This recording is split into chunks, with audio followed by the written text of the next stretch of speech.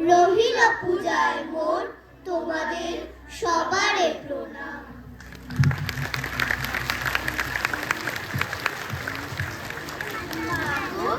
আমায় ছুটি দিতে বল, সকাল থেকে পড়েছি যে মেলা।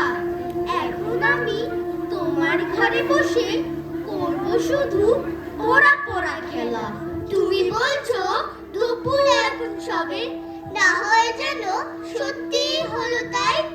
একদিনও কি দুপুর বেলা হলে বিকেল হলো মনে করতে নাই? যখন তুমি থাকবে যে কাজ নিয়ে, সবই আমি দেখবো নয়ন মেলে। স্নানটি করে চাপার তলা দিয়ে আসবে তুমি পিঠেতে চুন ফেলে। এখান দিয়ে পুজোর ঘরে যাবে, দূরের থেকে ফুলের গন্ধ পাবে। তখন তুমি বুঝতে পারবে না সে তোমার খোকার গায়ের গন্ধ আসে। দুপুর বেলা মহাভারত হাতে বসবে তুমি সবার খাওয়া হলে। গাছের ছায়া ঘরের জানলাতে পড়বে এসে তোমার পিঠে কোলে। আমি আমার ছোট্ট ছায়াখানি গোলাবো তোর বইয়ের পরে আনি। তখন তুমি বুঝতে পারবে না সে তোমার চোখে খোকার ছায়া ভাসে। আমি তো বেশ ভাবতে পারি মনে, সূর্যি ডুবে গেছে মাঠের শেষে। মাকে নিয়ে যাচ্ছি অনেক দূরে, তুমি যাচ্ছ পালকিতে মা চড়ে। দরজা দুটো একটুকু ফাঁক করে আমি যাচ্ছি রাঙা ঘোড়ার পরে। ডাকবো গিয়ে তোমার পাশে পাশে, রাস্তা থেকে ঘোড়ার ঘুরে ঘুরে রাঙা ধুলোয় মেঘ উড়িয়ে আসে। ধুধু করে যেদিক পানে যায়, কোনোখানে জনমানব নাই।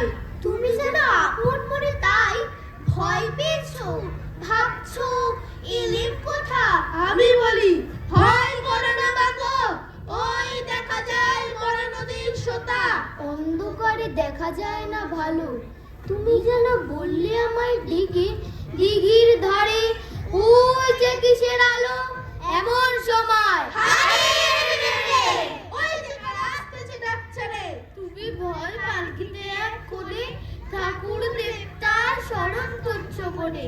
পেয়ারাগুলো পাশের কাটা বনে পালকি ছেড়ে কাঁপছে থরো থরো।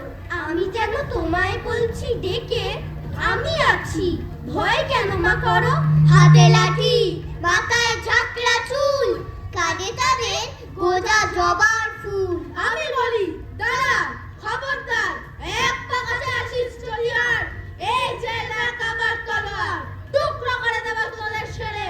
শুনে তারা লম্ব দিয়ে ওঠে, চেঁচিয়ে উঠলো হারে। তুমি বললে যাসনি খোকা ওরে, আমি বলি দেখো না চুপ করে।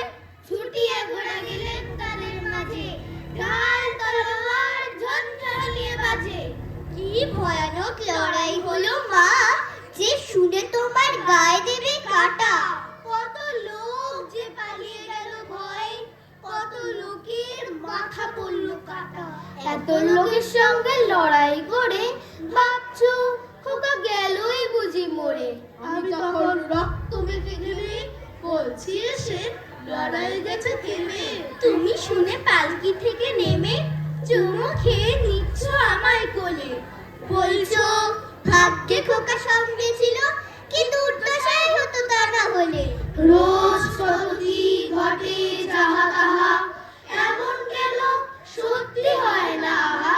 ঠিক যেন এক গল্প হতো তবে, শুনতো যারা অবাক হতো সবে। আবার